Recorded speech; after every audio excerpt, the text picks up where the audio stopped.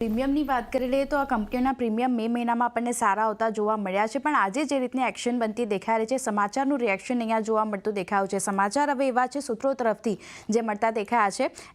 નાણાકીય વર્ષ 2047 સુધીમાં બધા માટે વીમો એટલે કે ઇન્સ્યોરન્સ ફોર ઓલની જે બેંકની સ્કીમ હતી એને અહીંયાથી સરકાર તરફથી મંજૂરી મળતી દેખાઈ રહી છે. આ સૂત્રો તરફથી સમાચાર મળી રહ્યા છે. PSU બેંકોની મુખ્ય ભૂમિકા બેન્કિંગની તો છે જ, એની સાથે સરકારે તેમને આ વીમો ફેલાવવામાં મદદ કરવાના પણ સૂચનો જે છે તે આપવામાં આવ્યા છે. સરકારી PSU બેંકોનો ટાયર 1 ટાયર 3 સિટીઝમાં ખાસ કરીને આ વીમા વિતરણ કરવામાં મદદ થાય તેવું સરકાર તરફથી જે નિવેદન છે તે પણ કરવામાં આવ્યું છે. એટલે આ સૂત્રો તરફથી સમાચાર મળી રહ્યા છે ને એને કારણે જ એક ફોકસ જે છે આપણે અમુક સમયથી જોઈ રહ્યા છે ઇન્સ્યોરન્સ કંપનીઓ પર આપણને આવતું દેખાઈ રહ્યું છે.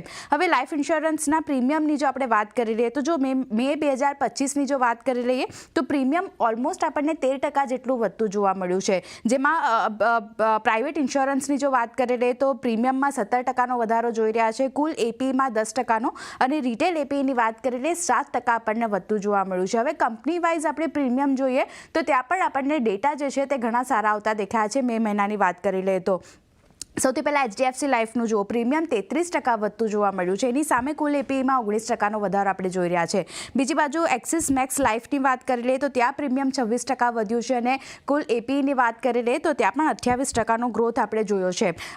SBI લાઈફ અહીંયા પણ આપણે જોયું છે સારું પ્રદર્શન બનતું દેખાયું છે. 25% પ્રીમિયમ વધ્યું છે મે મહિનાની જ્યારે આપણે વાત કરી રહ્યા છે ત્યારે, અને 13% પ્રીમિયમ કુલ API જે છે તેમાં આપણને વધતું જોવા મળ્યું છે. એટલે LICનું પ્રીમિયમ પણ વધ્યું છે પણ કમ્પેરેટિવલી ઓછું છે. એટલે સૌથી સારું પ્રીમિયમ જો આપણે જોઈએ તો HDFC લાઈફનું બનતું દેખાયું છે, એક્સિસ મેક્સ લાઈફનું છે અને SBI લાઈફનું આપણે મે મહિનામાં પ્રીમિયમ સૌથી સારું જોઈ રહ્યા છે અને કુલ APE પણ છે આપણને આ કંપનીઓના વધતા જોવા મળ્યા છે. તો આ એક રીઝન બનતું દેખાયું છે કે અમુક સમયથી અને છેલ્લા 2 દિવસથી તો આપણે જોઈ જ રહ્યા છે કે ઇન્સ્યોરન્સ સેક્ટર જે છે અને સ્ટોક્સ જે છે તે ઘણા ફોકસમાં આવી રહ્યા છે.